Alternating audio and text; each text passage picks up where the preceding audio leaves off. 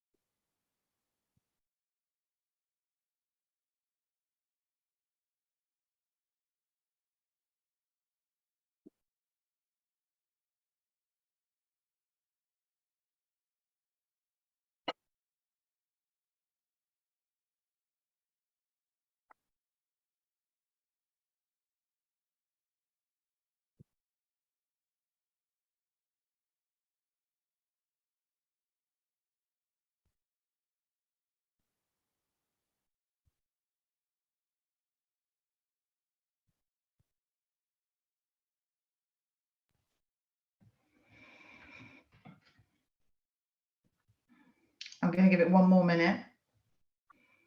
Watching those numbers go up.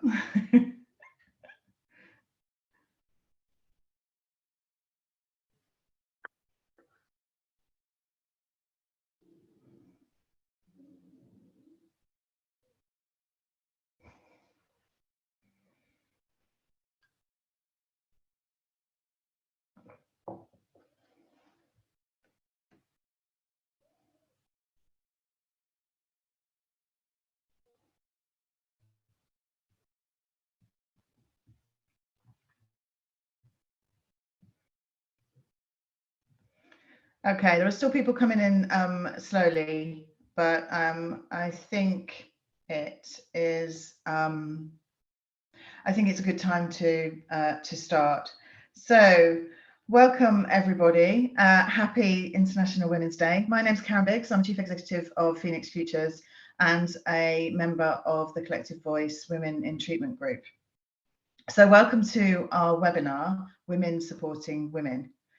The Collective Voice Women in Treatment Group have organised this webinar, and the group was formed in 2021 to focus on the practical steps we need to take to improve the quality of drug and alcohol treatment provision for women.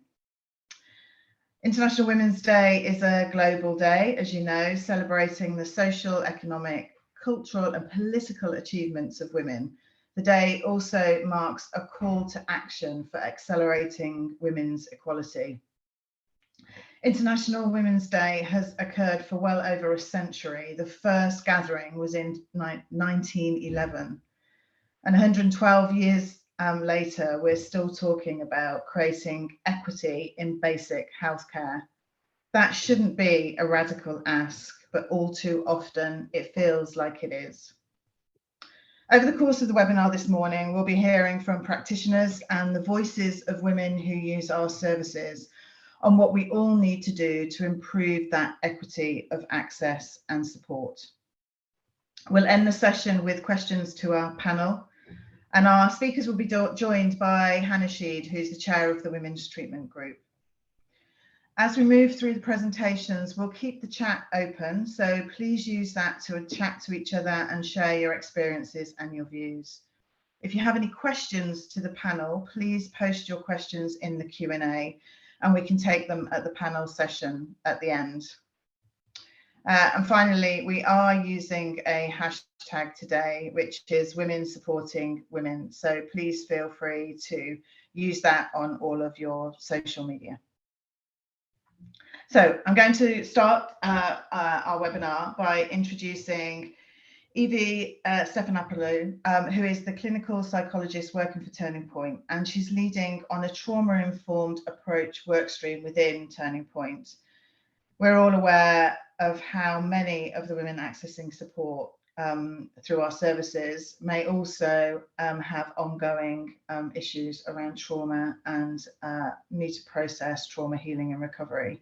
So Evie is here to share some practical tips and hints to help us build our toolkits when we're working with traumatized women.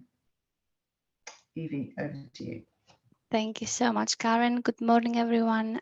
It's an absolute pleasure to be here with you all today. Um, as an organization, we are aware of the impact that trauma can have on women's lives, and as a result, we're really passionate about implementing several ways that are enabling our substance misuse services to utilize a trauma-informed approach.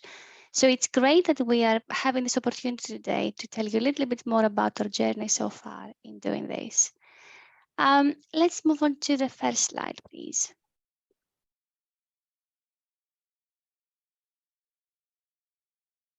Lovely, thank you. Well, historically, we have known that there is a significant overlap between women's experiences of abuse, substance misuse, and mental health difficulties. For example, we know that up to a half of women with dual diagnosis of mental health and substance misuse difficulties have experienced sexual abuse. We also know that women who have experienced domestic and sexual abuse are 3 times more likely to be substance dependent than non-abused women. We know that having a history of abuse can increase the likelihood that a woman might use alcohol and other substances as a result. And we know that many women diagnosed with PTSD, that is post-traumatic stress disorder, and are experiencing substance use difficulties, have also experienced repeated and prolonged trauma in their lives. But what is also important here is that any treatment for women's substance use is perhaps apt to be ineffective unless it acknowledges the realities of those women's lives, which do include this high prevalence of violence and abuse and trauma sometimes. But having said that, we also know that access to services is often difficult for many women. Women seem to be underreported in the data that we have available in the literature, often due to fear, say fear of losing their children or losing their partner if they were to reach out for support, or shame and stigma. Whereas the high levels of psychological distress experienced by them can bring a lot of added complexity in any services attempts to better engage and best support them. And of course, by facing long waiting lists, a lack of consistent practitioners, constantly having to retell their stories, women's experiences may be further compounded, and their experience of trying to access support can therefore sometimes be re-traumatizing in itself. And the implications of this growing evidence base really are that women may therefore require more gender responsive and tailored treatment approaches which address these co-occurring issues of substance misuse and mental health in relation to their experiences of trauma rather than dealing with each issue in isolation. Next slide, please.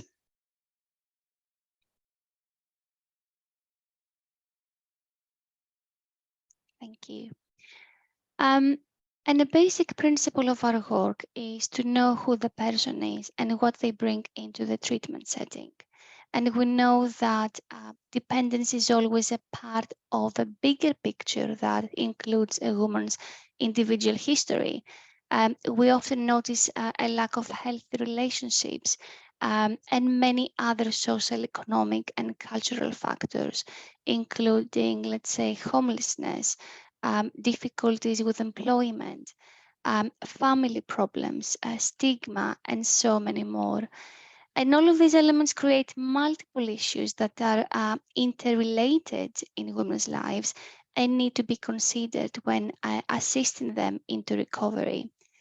So we want our services for women to be based on a holistic and gender responsive approach that acknowledges these psychosocial needs and one that reflects a better understanding of the realities of women's lives and addresses and responds to their challenges, but also their strengths too. And we follow the evidence that shows that this can be achieved through things like appropriate site selection, staff selection, tailored program development, program content, adaptations and materials. And I will try to give you many examples really of how we are actually doing this. Next slide, please.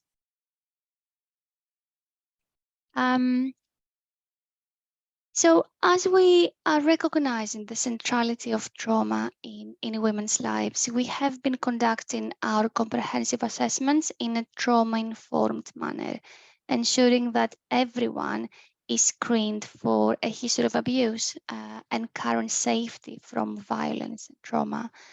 And this is also because we know that helping women to make connections between their past experiences and their current difficulties is crucial. This, of course, does not mean pushing women, pushing anyone to disclose information, or this does not mean pushing women to describe events or memories when they are already feeling overwhelmed.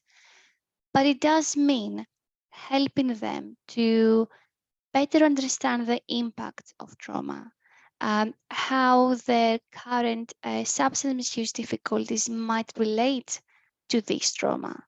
And we support them in practicing safety skills, and we support them in identifying ways that are helping them to better manage any trauma symptoms.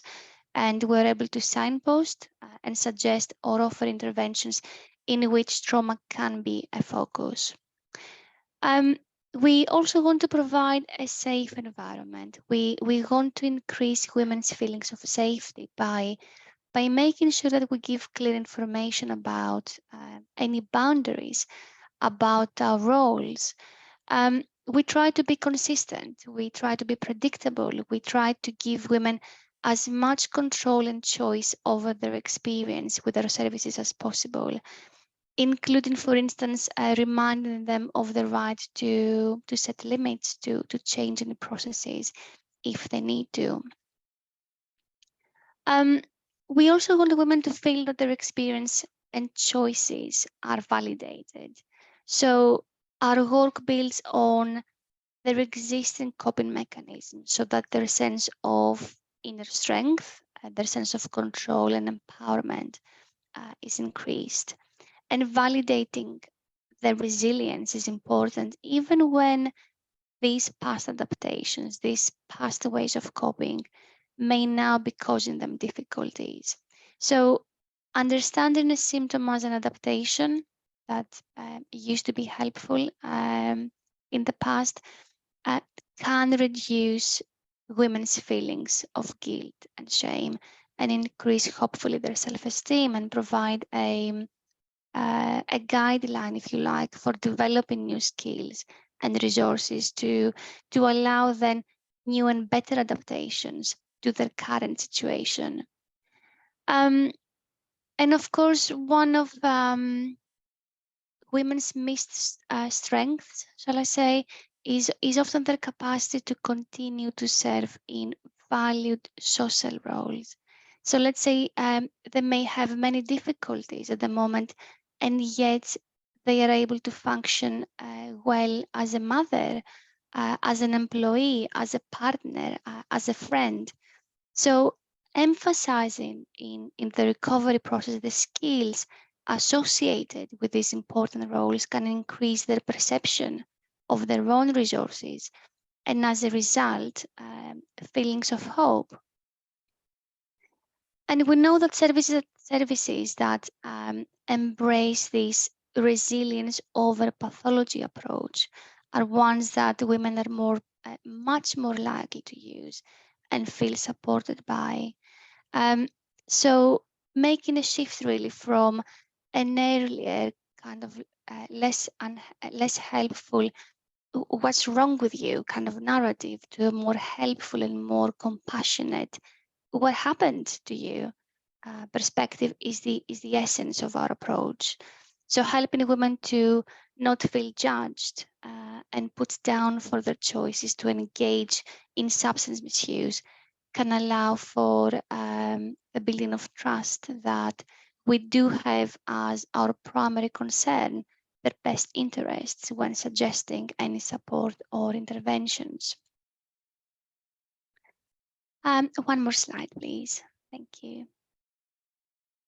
And as I was saying earlier, we know that in order to engage women successfully in treatment, we all our services want to create a more person-centered, no judgmental environment that can allow people to feel safe. So in this slide, you can see some further considerations that we carry in our work with women who have experienced trauma. Well, firstly, we pay attention to boundaries. So, for example, women are reminded that, and actually actively encouraged to say no to hugs.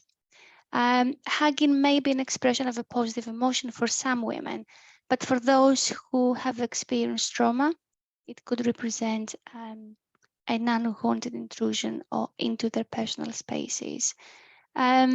We want to use language that communicates the values of empowerment and recovery.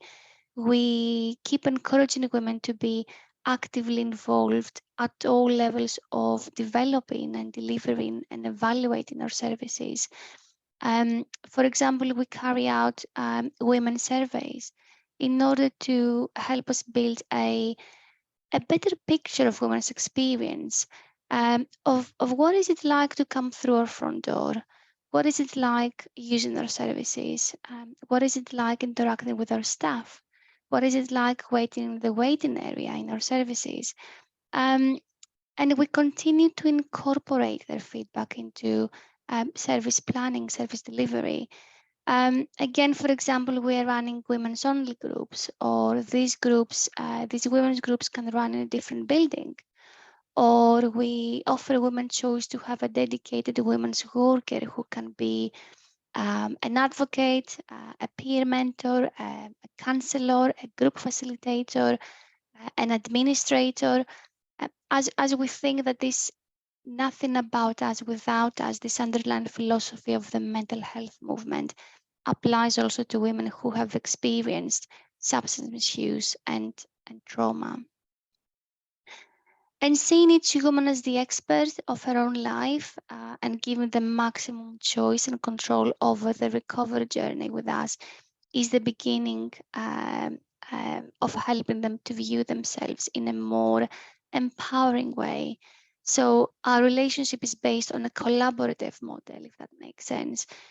So what does this mean on a practical level? Well, we are adapting our toolkits and materials to include, for instance, any coping skills they find more helpful, such as grounding and self-soothing techniques, emotional regulation, and mood management strategies that they can keep practicing to help themselves cope with these experiences and when feeling overly distressed and overwhelmed.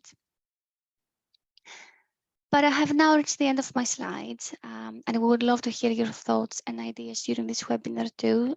So for now, it might be a good time for me to pause, and I would just like to say thank you for listening so far, and I hope you got some useful insights into our work already. Thank you. Evie, thank you very much for that, and thank you for sharing some of your tools and techniques for how we can more effectively support women in our services. Thank you, everybody, for contributing in the chat, some of the technical issues, as well as welcome. So everybody's welcome. For those of you that joined slightly late, we have muted everybody. So the way for you to communicate with each other is through the chat, now that it's working. And also, if you have questions for Evie or for any of our presenters, please use the Q&A button, which is next to the chat, just at the bottom of your screen. And we'll make sure that those questions are answered through the course of the webinar and also at the panel at the end. So thank you, Evie. I'm now going to move on to our next presenter, and that is April Wareham from Working with Everyone. April may be known to many of you for the excellent work that she does in giving voice to lived experience. And today she's going to share stories of women and their experience of accessing and using services. So April, it's lovely to have you. And over to you. Thank you, Karen. I'm going to try and do the screen sharing thing. So give me a second. That one. Share.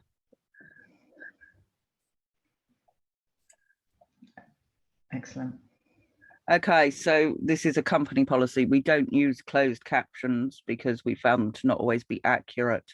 So if anyone would like a complete transcript of this presentation, either Word or PDF format, please feel free to contact us, and do remember to ask for the right presentation or you might get something a bit random. So hi everyone, I'm April and I'm from an organisation called Working With Everyone, and we're all people with lived experience of marginalisation. And one of our aims is to bring the voices of people with lived experience together with policymakers and practitioners. In addictions treatment, women's voices and experience are often drowned out by those of men. Frequently, it's just on numbers. So in this presentation, I'm going to use various quotes from women to give them a voice today on International Women's Day. This is not my story. This is a story of various wonderful women who have taken part in workshops and interviews. But this could easily be my story, or the story of any other woman that we meet in drug treatment. This is the story of women who use drugs. The quotes are taken from 3 reports, one called Breaking Stigma Down, which was done by Working With Everyone as part of the Stigma Kills campaign with the Addiction Providers Alliance. One is called Losing My Voice, which is a study of barriers and facilitators to disclosures for sex working women in residential drug treatment by Kirsty Tate. And the third one was a lived experience research project focused on heroin and crack cocaine in the West Midlands region. It was produced by Working With Everyone on behalf of West Midlands Police and Crime Commissioner. So the women we spoke to felt that women who use drugs were judged more harshly than men who use drugs. But there is a lowest form of, even in the junkie world, there's judgment. There's judgment between women, between men and women. This was seen as being caused, at least in part, by society's attitude to women. I think because perhaps going a bit old-fashioned, you know, the men can go to work and have a drink and whatnot, but the women, they've got to be the ones who stay at home, keep the family together. When speaking to women who use drugs, there were many experiences they had in common. And we held a women-only workshop as part of the Breaking Stigma Down project. And all of the women present in the workshop, I know it was only 10, small sample, it's consistent with what we hear elsewhere, reported being survivors of domestic abuse, with all 10 reporting both physical and emotional abuse from an intimate partner, and 8 out of 10 reporting financial abuse from an intimate partner, and 8 out of 10 reporting sexual abuse from an intimate partner. One woman said, I thought it was quite normal. It was a domestic violence situation. There's no surprise. The feeling was resigned. As if this was what people expected, it's what the women expected because they used drugs. Domestic abuse was seen as normal. And women were reluctant to ask for help because they felt that they were blamed for it because they used drugs. I found that people thought that the domestic violence was okay because I was like on drugs. So I kind of caused it myself.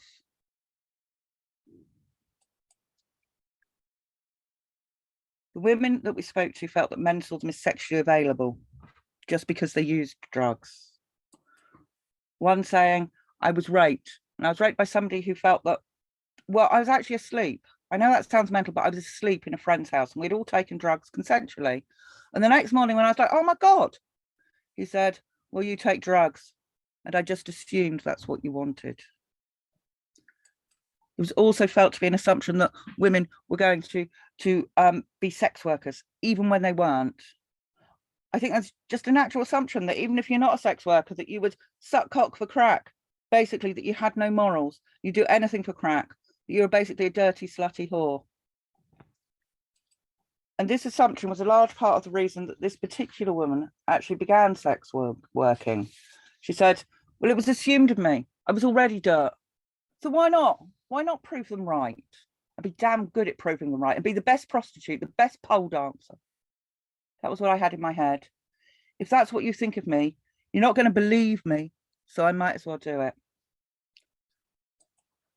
But the women who did sex work felt that they had an additional stigma around disclosing sex working, even when the rest of their history was known. Social services, my son's social worker, knew that I'd had a lot of problems with men and abuse, but I never went into detail. I never admitted that's what I was doing.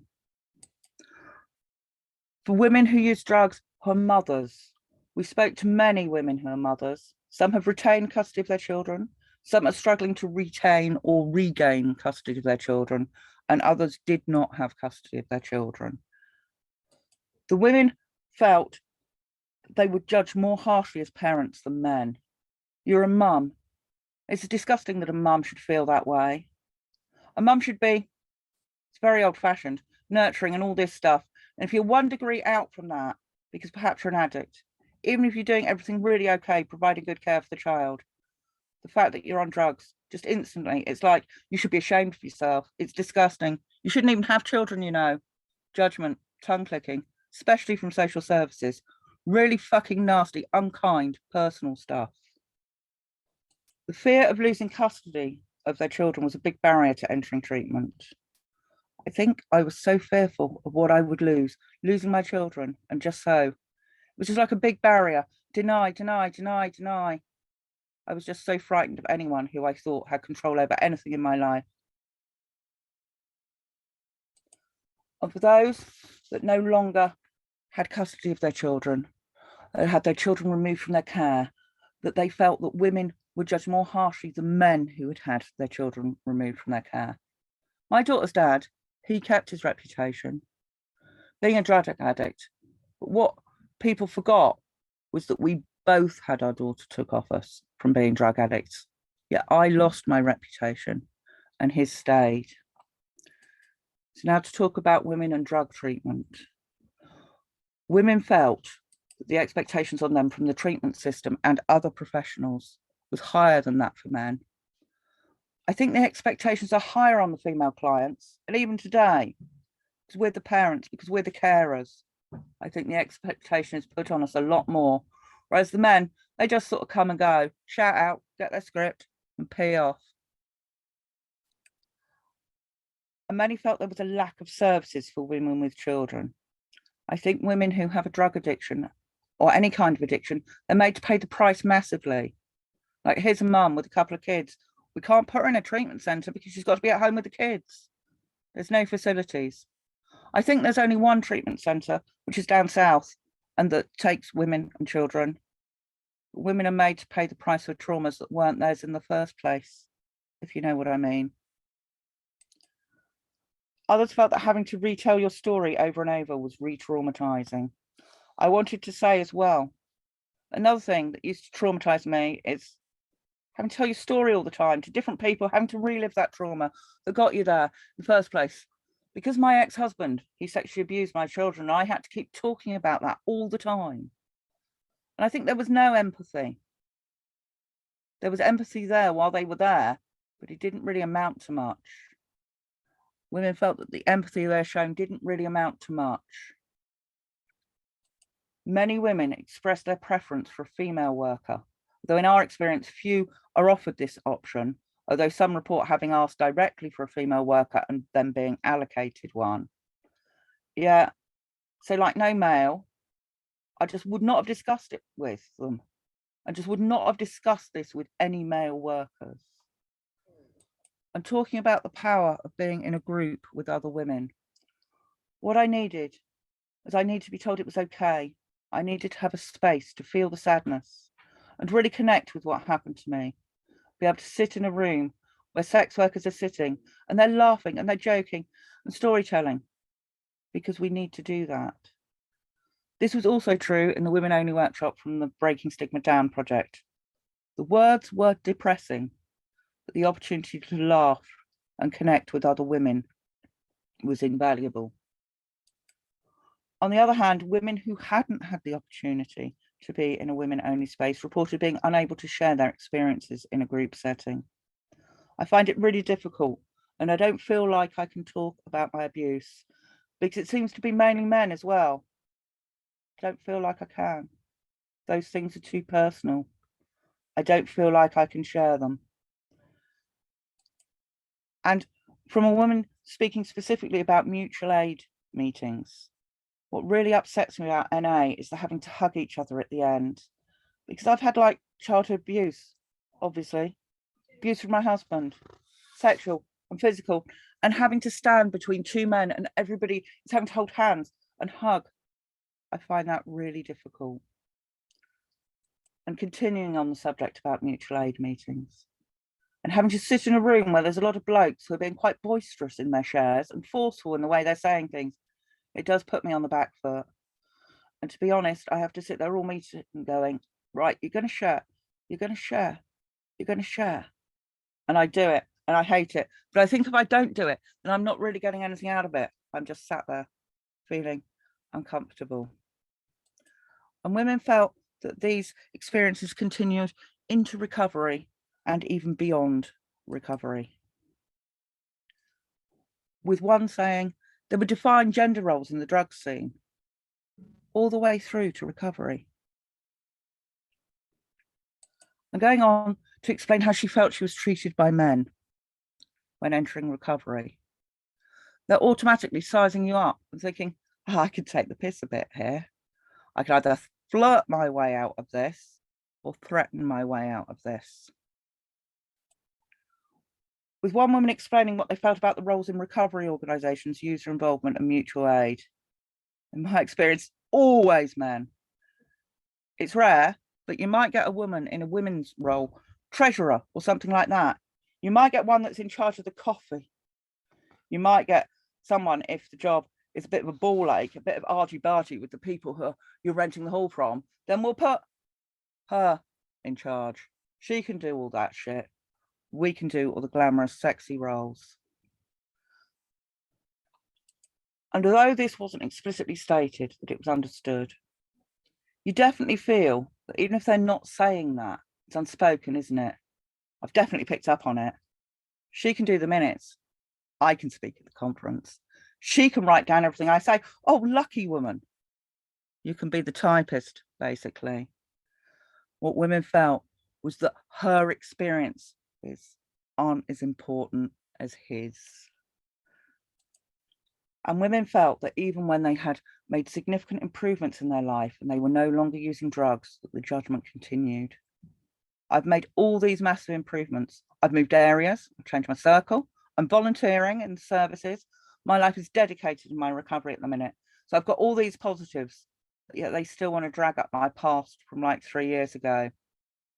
This woman mentioned 3 years, but it could easily be 5 years or 10 years or more. Here's the references.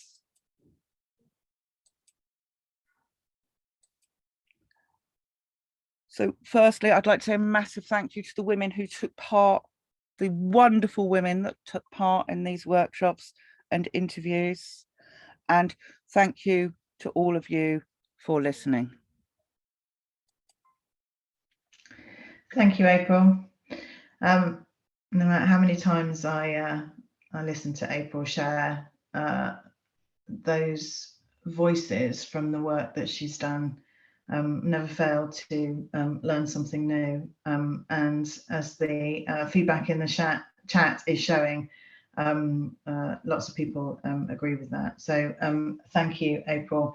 If you haven't read more of the detail of April's report, then please, I would encourage you to get in touch with her. There's a lot more in the work that she's done. So, and April, well done, because you got through so much there within within the time. So thank you for that. So we're going to move on to our final presentation, and I would like to welcome Abby Jones. She's project manager with CGL Criminal Justice Team in Southampton, And Abby is going to share with her experience of delivering a service in Southampton. So Abby, over to you. Thank you, and good morning everybody, and happy International Women's Day. If you just bear with me for a minute, I'm going to do my best to share my screen so that I can show you some of the pictures that we have for some of the women that we have within our service, and some of the groups that they've taken part in. Let me see if I can do this. Hopefully that has come up for everybody, and you can see some of the pictures that we've had from some of the groups that we run here in Southampton. So I've been working for CGL for over 10 years, and I came into my current post in the summer of 2021. We work to the values of being bold, being open, and being compassionate. Within my team, I have a women's care coordinator, and we were looking at doing something different in our group for our women's activity. So we're working in partnership with One Small Thing that you may have heard of. They're an agency that work in Southampton that are looking at supporting women in the criminal justice system so that they can stay with their children and they don't have custodial sentences that often lead to being separated from the children. So it's looking at keeping the family environment together and supporting our women for different and more positive outcomes. They have a vision that they would like the criminal justice system to recognise and understand and respond to trauma. So as a lot of you may be aware, a lot of the work that we're doing is coming into a trauma-informed approach, and we're hoping that by doing that we can maybe reduce some of the repeated questions that our women are asked when they're coming into treatment, but looking at getting a more safe and supportive environment for people to share their experiences and to feel safe when they're talking, which I think is paramount. People have to be safe. They need to feel that they've got trust with the people that they're working with. So we're running our women's group once a week at the property that One Small Thing have in Southampton, and it's taking our group away from the service to a different environment.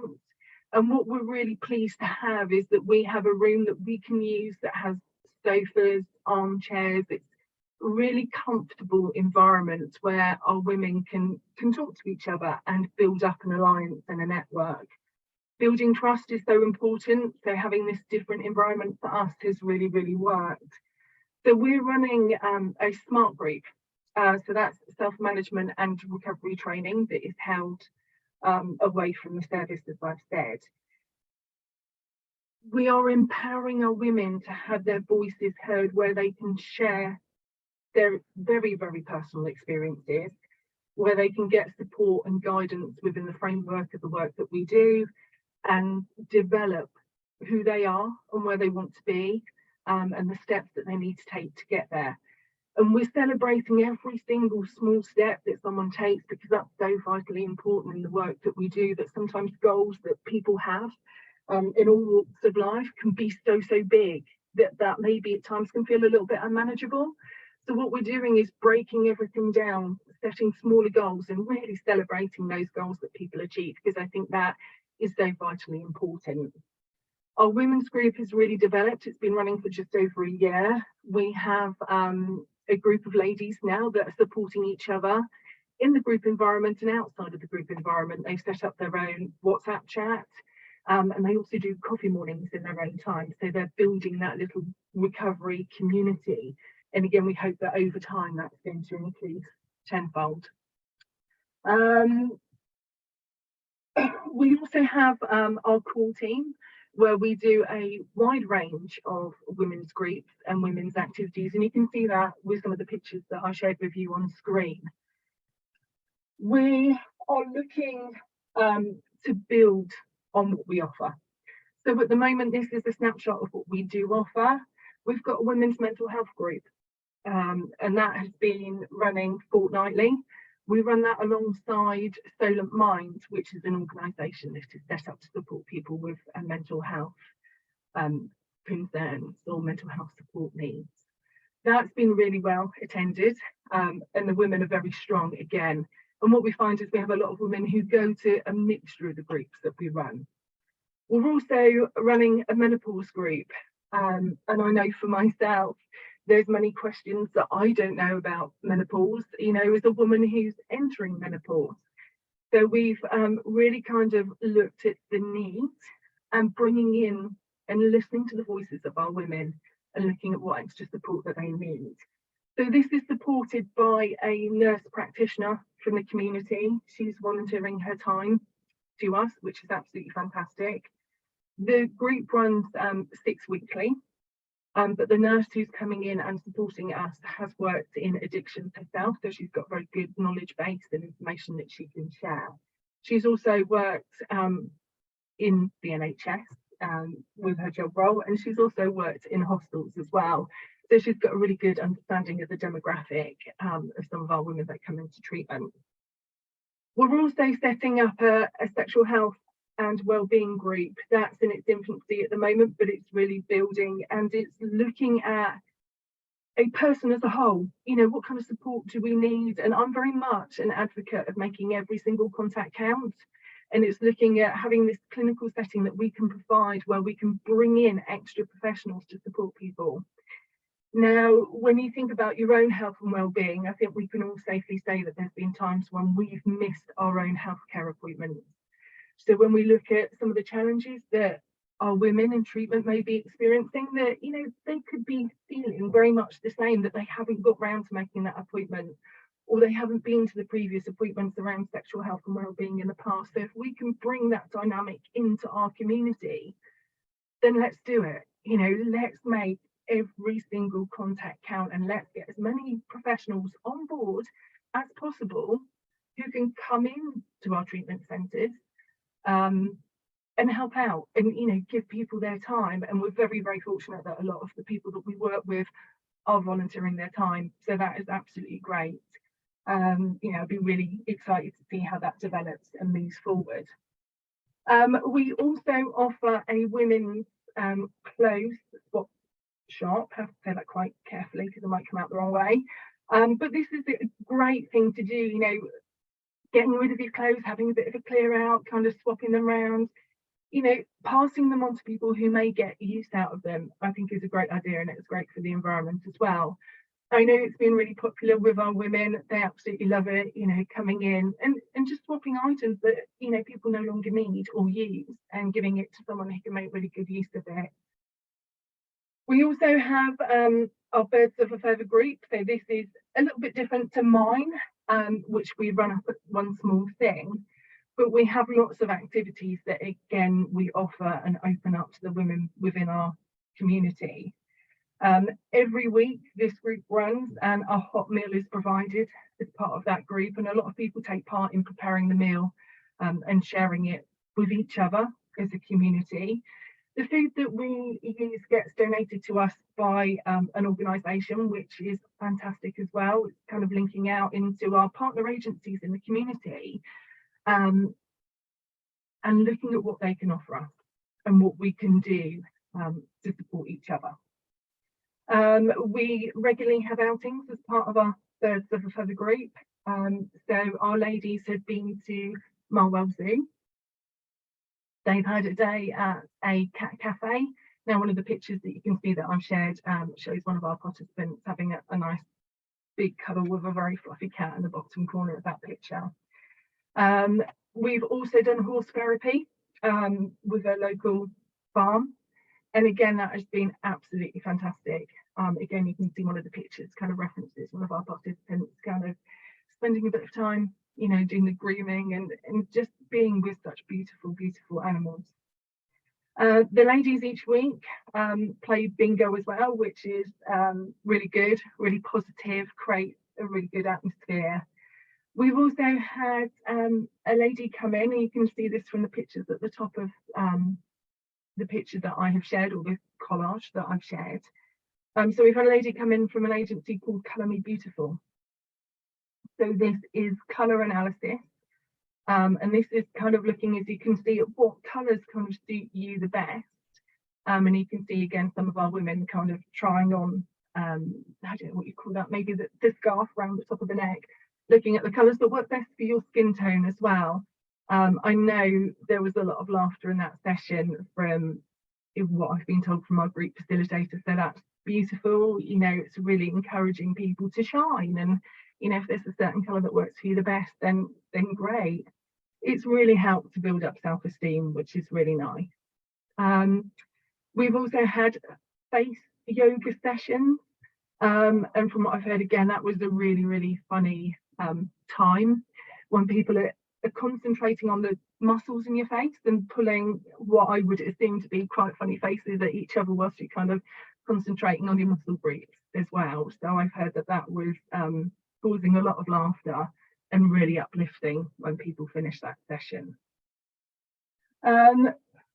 We've also had our Christmas party. I don't know if you can see the bottom pictures on my slide there, where we had a music group come in, or a gentleman's group came in, and they're called the Salty Dogs. I don't know if anybody's heard of them, but they came in. Again, they volunteered their time to come and meet our women in treatment.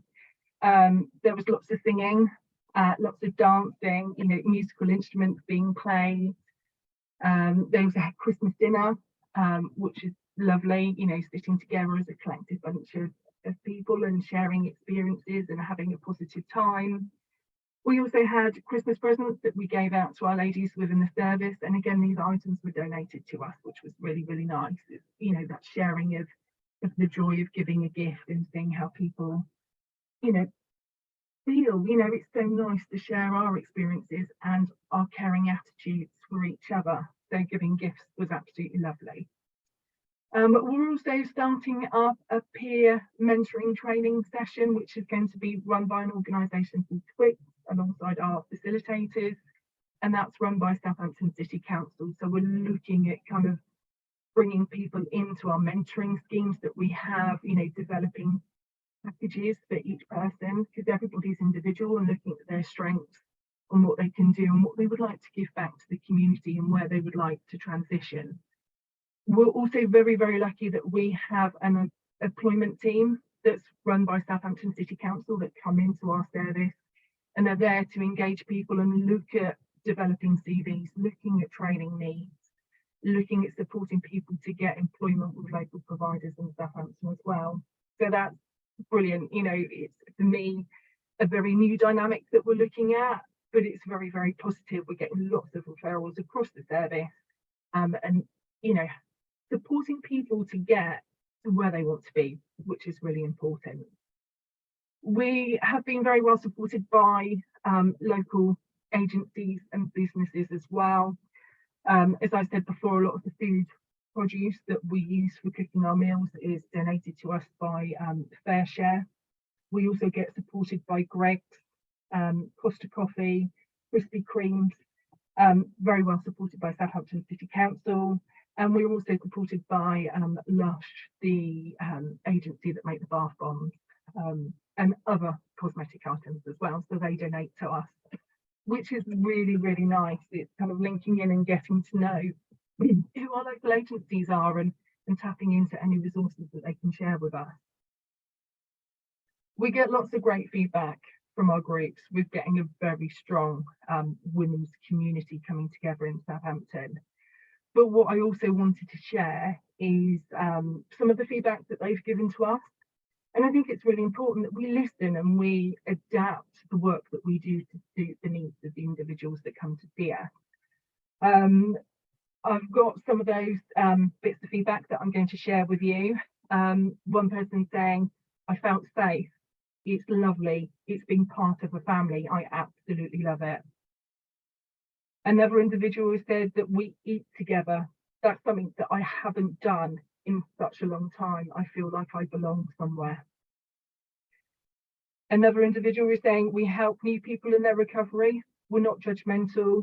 We share our experiences and help develop each other to where they want to be. Further feedback says that we're a family, but we're a family of people that have felt so rejected in the past. But now we're our own big family and we're all moving forward together. Another lady has shared with us I love the clothes swap shop, especially. I love it even more when I get to do the catwalk. So that's really nice. You know, people's personalities are coming out and feeling safe to share that joy in what they're doing. Another lady has said, we cry, we eat, we laugh, but we're safe. Further feedback is our women's groups are absolutely awesome. And finally, someone has shared some feedback to us to say that life is hard, but when I'm in my women's groups, I know that I can laugh. And I think laughter is so important. It's such a good medicine for all of us. So that's absolutely fantastic to hear. We will continue to develop the work that we do in Southampton, as I'm sure everybody's doing in their own agency. It's really been nice to kind of look at doing something different, but making it inclusive, safe and caring. I hope that women's drug treatment or substance misuse will continue to grow, and we'll continue to look at what we can do, but most importantly, make every contact count of the people that we come into contact with. So that's all from me and the work that we're doing. I hope you have enjoyed listening to it. Thank you.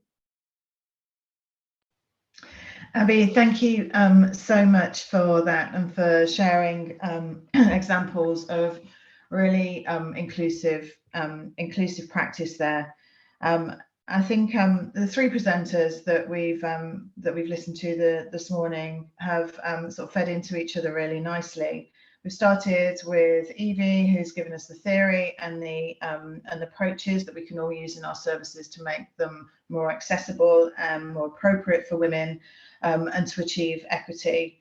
We've heard from April and voices of lived experience about why those approaches are so important. You could be left with no doubt after that presentation of the need for us to think about how our services are being experienced by women. And then finally from Abby, some real life examples of how we bring that practice to our services, and lots of ideas there for that we can all share in and all implement in all of our services, not just the women specific services. So we're going to open up to the panel. So I'm going to invite Abby, Evie, April and Hannah to unmute themselves. They have the power. Peter's doing an excellent job for us and encouraging us all to put some questions in the Q&A. Can I also say thank you for giving the presenters some feedback. It is like presenting to yourself when you're doing this on a webinar. So in the spirit of allyship, can you all please just continue to give them that positive feedback, because it is really important and really does help. And I think there's no better thing that we can do on International Women's Day than congratulate each other for our skills and our expertise. So hopefully that's given you all plenty of time to think about questions. I'm going to start with the first one. It started quite early on after your presentation, Evie. And there were quite a lot of participants that were looking for more information around screening for abuse. Just a couple of a minute or so on that, and I'm sure you'll be able to provide additional information out with this webinar if they still need it. Yes, and thank you for the question. We did spend a lot of time thinking about should we ask these questions when we first assess people? Is this the right time? How do we ask questions? How do we upskill our staff to be able to ask these questions confidently, knowing that they can manage disclosures as well? We looked at the literature, we looked at the evidence base, we found different ways that people have been using. We adapted some of that, some of this material. So we are screening for trauma, as I was saying in my presentation. We're screening also for domestic abuse and violence too.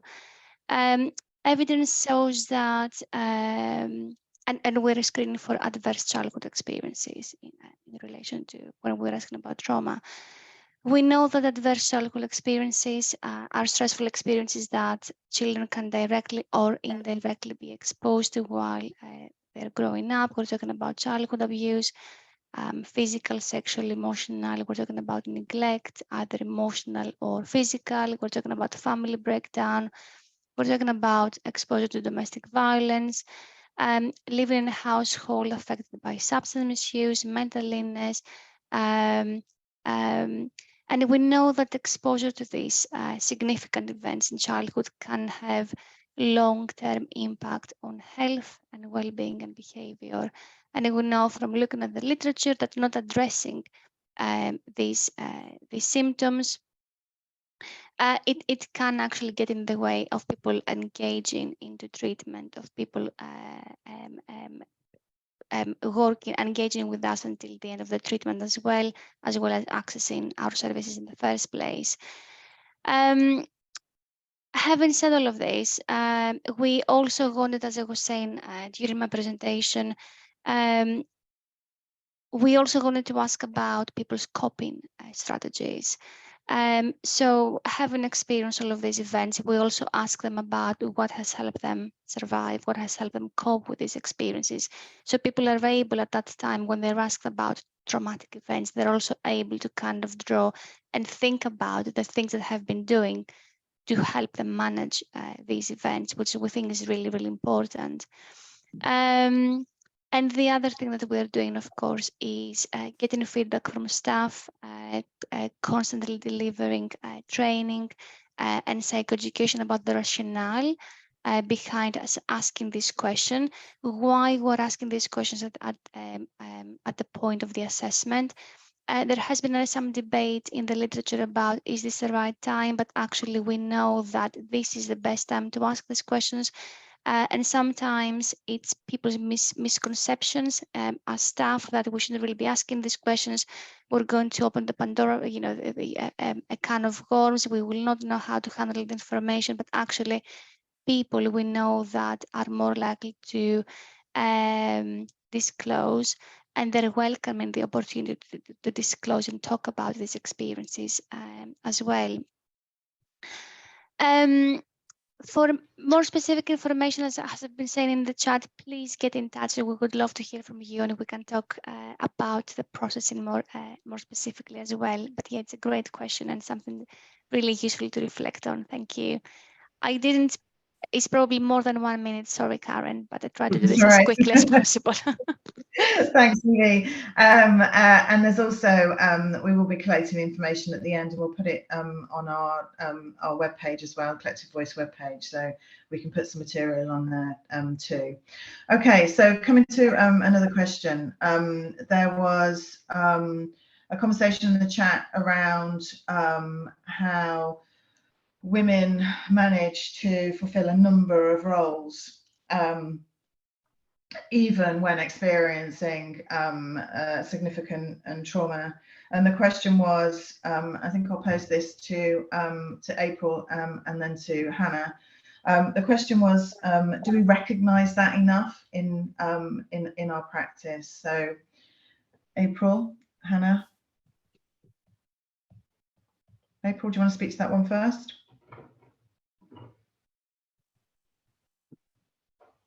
Right, okay. I'm trying. Okay. I managed to unmute. Thanks, Karen. So no, I don't think we do. And I think there's also a fear on the women's part that if we tell you we're caring, even if it's just for our next door neighbour, which is a really important thing to do, that's going to have implications for them. So I think it's very difficult for us to be seen as whole people with everything that we bring. And I don't know how to change that. I always describe it as creating a space. Few people have used the phrase today. So we need to create and hold spaces where women can be all that they are. And hopefully, eventually, that will make a difference. And Hannah. Thank you, April. Well, thanks, April. I mean, anyone who knows me will know, I think women are just amazing. What we do, what we achieve. We say this sometimes at work. My colleagues, we're an all-female workforce. Sometimes we get into work and we've delivered children to places. We've just done so much before the day has begun. And I think when I look at women we're supporting, the things they've achieved are phenomenal. The things that women have survived. And women that come into, we've got a residential rehab for mothers. We have women that come in, they'll be picked up straight from hospital with a baby, 5 days old, come into our home and be expected to get drug-free, turn around parenting, separate from an abusive partner, look at the underlying issues, and of course, bring up a baby. Whereas many of us that have had children, the first sort of, 6 weeks, you can barely get out of bed. So I think, women do it and they are incredible. And I think there is something about how do we, as services, create opportunities, as April said, to really celebrate that and to say you're not just amazing as a person, you're amazing as a woman, and to celebrate what it is to achieve as a woman, to recognise the particular barriers that we face, but how we survive things. And I think crucially how when we support one another we achieve so much. And it was really lovely to hear when Abby, when you were talking about those opportunities where women can connect and support one another, they are transformative. And I see this in our services. When we create spaces for women to come together and support one another, they then unlock those conversations that say, you're a remarkable woman, you are an amazing woman, look at what you've survived, look at what you've got through. And I think that we, in providing services, have to create more of those opportunities and not be afraid to elevate and celebrate women.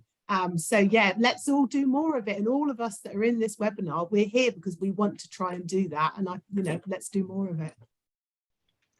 Thank you, Hannah. And I think that's probably our first call to action of the morning, to create more opportunities for us to celebrate women's amazingness.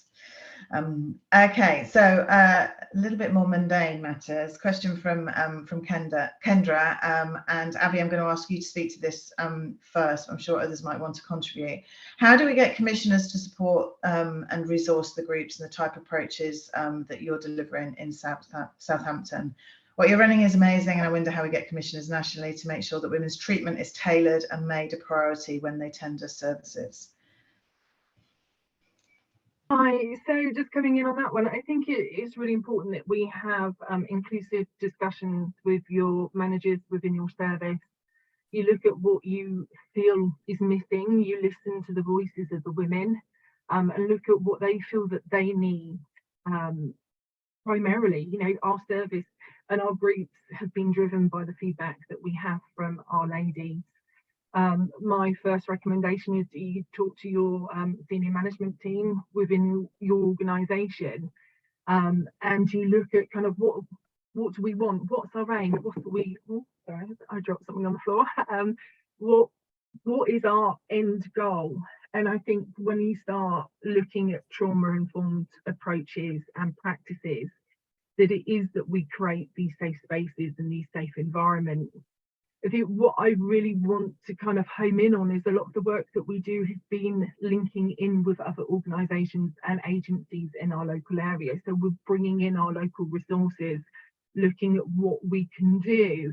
And I think when you can go out into the community and identify the partner agencies that can support you, you can then present a package to your senior management team and to your commissioners to say, this is what we want to do, this is how we're going to do it, and this is who can support us. The work that we have, particularly with our menopause group, is that we've got a lot of practitioners that are volunteering their time.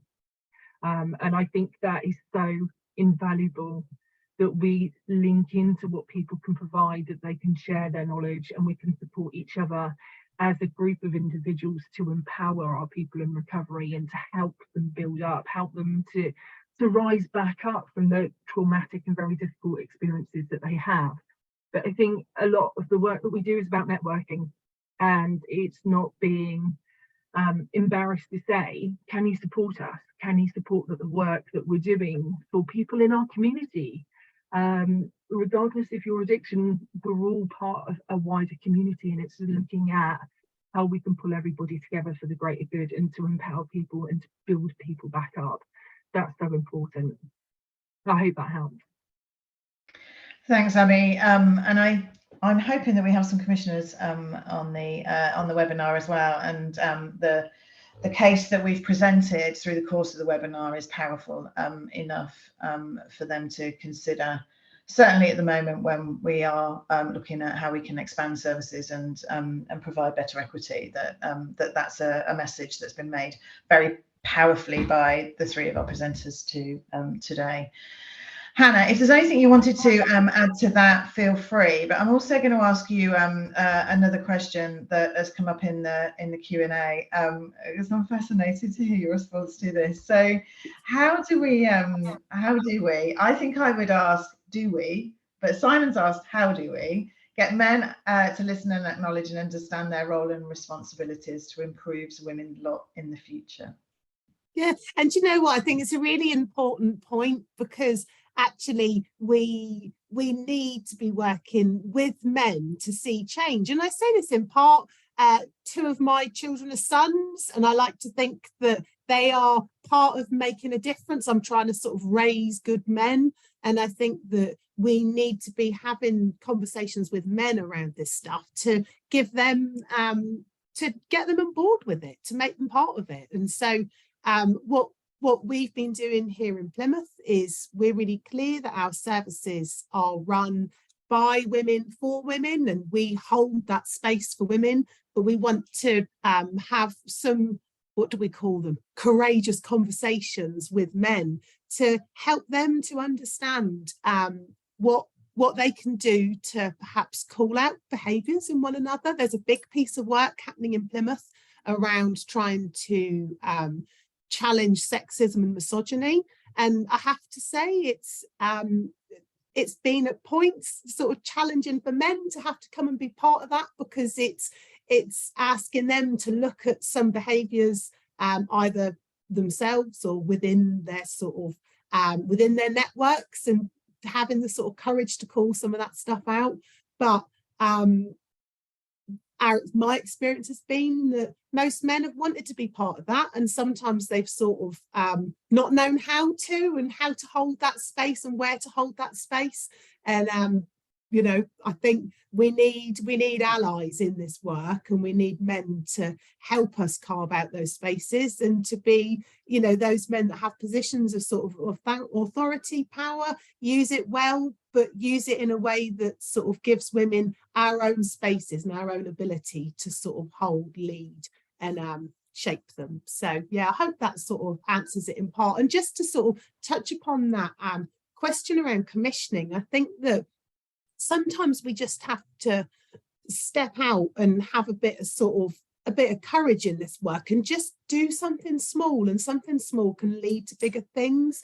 And certainly when we opened our Women's Centre here in Plymouth, funnily enough, you know, on International Women's Day, you know, a few years ago now, and it you know, we didn't quite know what would happen, so we started quite small, but it grew. And what we found was women wanted those spaces, and women came and used those spaces, and then we started to build that evidence base to say to people, look, this is what women want and need. Now let's get this funded and supported. April, you've got your hand up. Over to you. Slightly different topic. People are asking for my email address, and I'm on a computer. That means that I can't actually give it to you because I need to use transcription software. So if one of you wonderful ladies would do the honors, please, and put my email address in. But on the subject of men, and on the subject of men in the recovery movement, most of my closest allies are men. And I say to them, look back at where we were 10 years ago and what was going on. And they say, I didn't realize at the time, April, but I see what you mean now, and we're here with you. So things do change, and if we don't speak up and say, this is how you made us feel, this is how the women we work with feel they're not going to have the opportunity to say, actually, you know what, you're right, and we want to be part of this. And so maybe we have been doing them a disservice in not inviting them in not speaking up. So just a bit of food for thought there. Thank you, April. And just to finish that, well, not finish it, if only we could finish that conversation. Just to finish that that conversation on how we turn the tide on understanding around need and approaches and what is needed in order to be able to provide that equity. Fiz has very helpfully, thank you Fiz, popped in the chat, and Fiz and Andy's from well, working for OHID at the moment, that it is possible for commissioners to fund services for women where that need is identified locally, and obviously it won't be hard to identify that need locally. So Fiz, thank you for that. There are some other questions, all centering really around should I do this? So there's one, I think I can answer it for Hannah. There's one question around Plymouth specifically. Should, we know we've got the amazing Trevi service there. Should there be a women-only group in addition to that? I think Hannah's response will be there can't be too many. Lots of other questions around barriers, and so talking about our experience of setting up services specifically for women, or approaches specifically for women, and what barriers have we experienced. So I'm going to come to everybody on this because I think it's a really important part of sort of our shared learning. If there are barriers that have felt and remained insurmountable, then feel free to share that, again in the spirit of us talking and sharing, and you know, not necessarily everything has to be done with a smile. So barriers that might have felt insurmountable, but other barriers that you've been able to overcome. So the original question was directed at you, Abby, so I'm going to start with you. So did you experience barriers in setting up your service, and if so, how did you sort of get over those bigger ones? I think for myself, I think we've been incredibly well supported. I think what we need to kind of acknowledge is that things at times don't happen overnight, that there is a lot of hard work and planning that goes into putting the groups together that we're running. There is a lot, and I can't emphasize this enough, there is a lot of linking into local resources. It's getting to know what's available in your local area. It's doing a lot of networking as such, and I think that's really important, that we may have women in our service who are asked very similar questions with other services, and it's looking at how we can pull together with the client's consent and share information and have an inclusive approach going forward, and to maximise what works for our women, and working in that trauma-informed approach. I'm very pleased to say that we haven't had a lot of barriers. If we do, the one thing that I would be talking, for the person that I'd be talking to the most is Donna, who is my service manager. She's my direct manager. And also chatting to our commissioners. I'm very pleased that we've got a really good working relationship with our commissioners. And I think at times it's drawing on each other's strengths and experiences, and taking big steps forward to develop the work that we do, and sharing knowledge and information that we all have. You know, we're all a massive fountain of knowledge in our own respective environments. And I also think it's really good when you do hit that bump in the road. And as I said, I don't think we've had many bumps in the road. We've been incredibly fortunate that you do reach out to people. Can you give me a hand with this? Can you help with that? You know, we shouldn't expect to know all the answers to the questions ourselves. And I think if we pull together and have that united approach, then it makes things a lot easier. You know, there's that saying that, you know, a problem shared is a problem halved. And I think having open and, you know, transparent communication when you are maybe feeling a little bit more challenged in one environment or in one area of your work. It's just being very open and transparent. And I think a lot of the time, as individuals, we see it as a negative to ask for help, but actually I think it's a strength that we need to do the, hey guys, I'm kind of struggling with this, can you give me a hand? You know, let's draw on each other's information, let's draw on each other's knowledge, and by combining that together, we just create this magical movement of supporting each other. I hope that helps. Thank you, Abby. Evie, going to come to you next in terms of some of the barriers that you know Turning Point might have experienced and organisational approaches to overcome those. Yeah, I mean, I'm gonna build on what we have already talked about, and I think I love the ideas that were already discussed. I think it's really important to kind of be able to compassionately reflect on people's kind of coping ways to kind of cope with their difficulties. This kind of non-judgmental approach. I think we need to be more flexible as service as well. People are facing lots of barriers in accessing treatment sometimes, you know, childcare, physical health difficulties, stigma, fear that, as we were saying earlier, that they're going to lose their children, they're going to lose their partner. All of this might be getting in the way, and sometimes being more flexible in our DNA approach, stuff like that. You know, how do we decide whether someone is? We can give people kind of the flexibility to come back to us when they are ready. Motivational interviewing techniques, I think they're great. We can really use them to kind of help people to find motivation. They can find a good enough reason for them to kind of come forward and access our services. Again, using evidence-based interventions to provide our clients with effective care, it does make a difference as well, of course, as we know. Collaborative working, so it's not about what we think someone needs, it's about what this person needs and whether they are ready and able when we first see them, and kind of working out a workable plan together with them. Unconditional positive regard and instilling hope for people when they think that nothing has helped them so far. That can make them more able to kind of put some trust in us and engage with the services.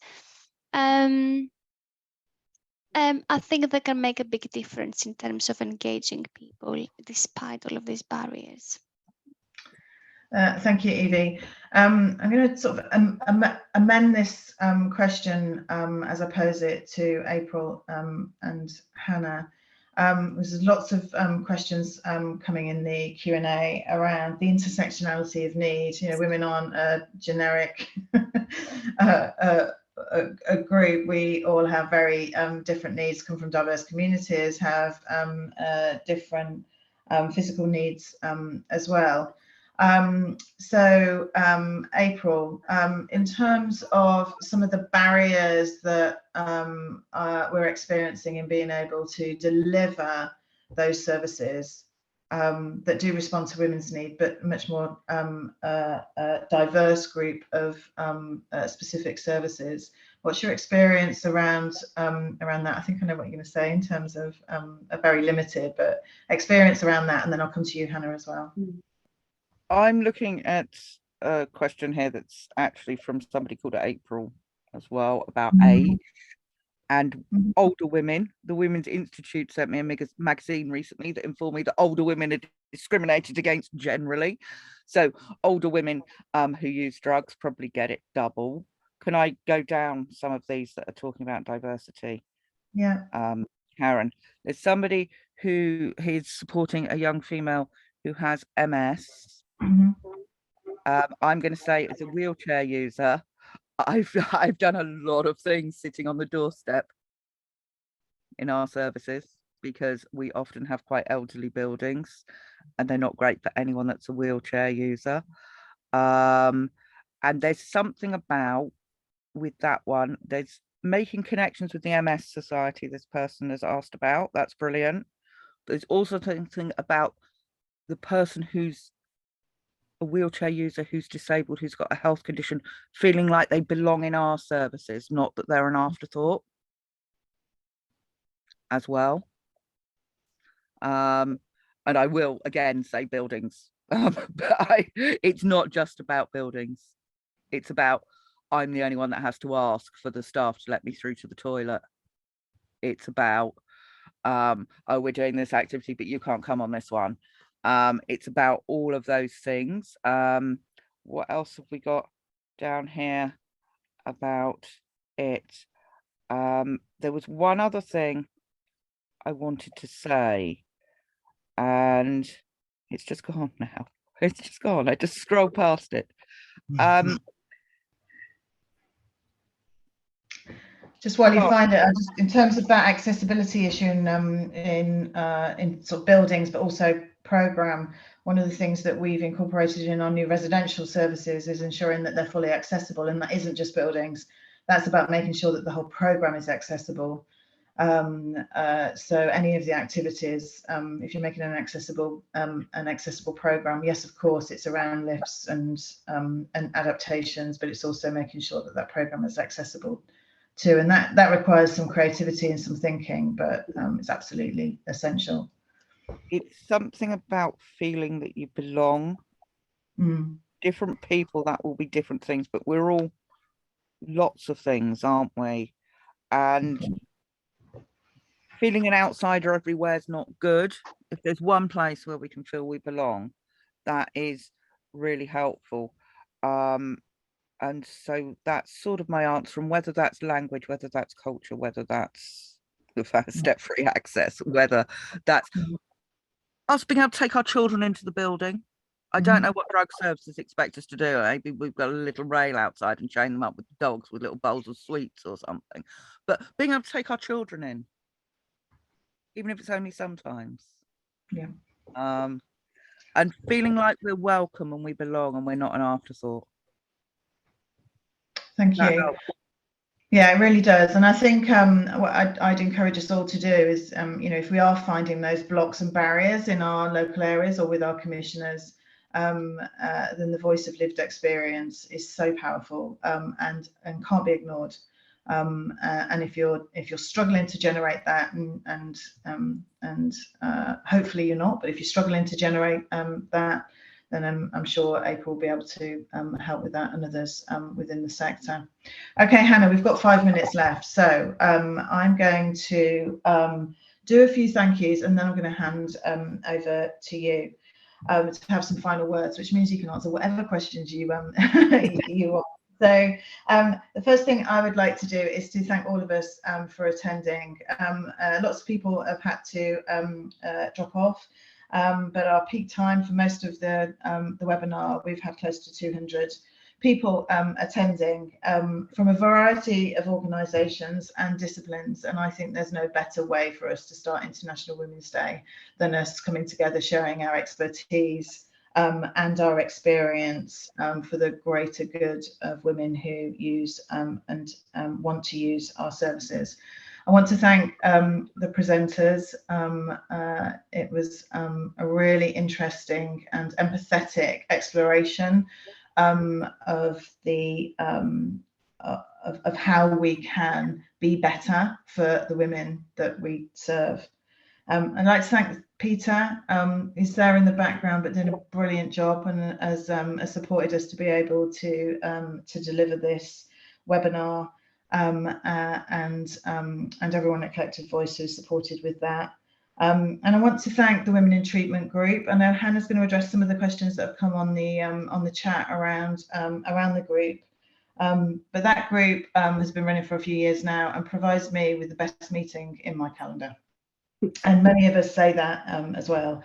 And not only is it that, because that's a completely selfish view, but we've managed to achieve a great deal in the last few years, and there is definitely more to come. And that is in no small part to the current chair, who is Hannah. And at that point, I'm going to hand over to her for the final word. Bless you. Thank you, Karen. Thank you. So a couple of people have asked about how to get involved. And so what we're trying to do in the women's treatment group is quite simply get better outcomes for women. So if you want to be involved, please get in touch via the CV. We've got a landing page, so please get in touch and we'd love to hear from you. And we'd also love to hear any of what good practice are you involved in now? There's loads of stuff already happening. So we want to create space to share best practice. So we have posted stuff on that landing page, but please, if you're up to anything particularly innovative or stuff that's making a difference for women, please send it in to us. And then if you're happy for us to share it, let's share it, because there's something about let's share our resources, let's build our library of what works for women, and let's get some better outcomes for them in our sector. I want to thank you, Karen, for chairing today and just keeping us on track and helping the conversation to flow and pulling out some of the themes. And I want to invite everyone who's been here today just to be brave and step out to make a difference. I've spoken to so many women who have sort of thought, I don't know if what I will do will make a difference. And I promise you it will. And I think that when I look at some of the amazing work that's happening up and down the country, a lot of that began from someone just wanting to test something, trial something. So I'd please encourage everyone do that. Take a bit of sort of inspiration and encouragement from today and try something new in your area. Speak to your line manager, speak to your commissioner and say, come on, let's get something in place for women. We are doing a research piece with a Gender Alliance that will hopefully really pull together some of the themes we've talked about today, but also help tease out some recommendations for our sector. So we'll keep you posted. We know that we need all of us to sort of get behind this work to make a difference. So we're hoping to bring out some recommendations that will be tangible, that people can implement and that will make a difference. So that's coming around the corner. So again, if anyone wants to sort of know more about that, please get in touch. Just a reminder that this webinar has been recorded today. So if you want to share it with anyone that you think might benefit from what's being discussed, please do so. And yeah, thank you everyone and have a wonderful International Women's Day. Take care. Bye now. Bye, everybody. Thank you. Bye. Bye, everyone. Bye. Thank you. Bye. Take care, everybody. Have a great day.